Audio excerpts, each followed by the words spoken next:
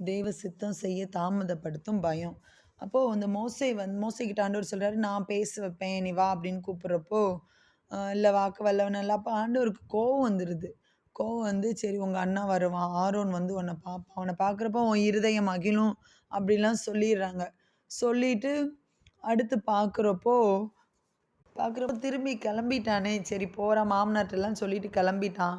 ஆனாலும் ஆண்டவர் வந்து திருப்பி அந்த 4வது அதிகாரத்தில 21வது வசனத்தில சொல்றாங்க, திருப்பி கர்த்தர் மோசேய பார்த்து சொல்றாங்க, அங்க அற்புதங்கள் எல்லாம் செய்யி பார்வோனுக்கு முன்னாடி செய்ய எச்சரிக்கையா இரு.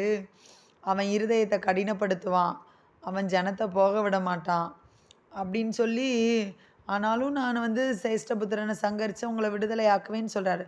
திருப்பி ஆண்டவர் இத சொல்றப்போ, திருப்பி மோசே என்ன 24வது வசனம் சொல்லு, வழியிலே தங்கும் இடத்தில் கர்த்தர் அவனுக்கு எதிர்ப்பட்டு அவனை கொல்ல பார்த்தார். அப்ப மோசேக்குள்ள ஒரு பயம். திருப்பி வந்து அந்த இடத்துல தங்குறான். ஒரு தாமதம் வருது. ஸோ பயந்த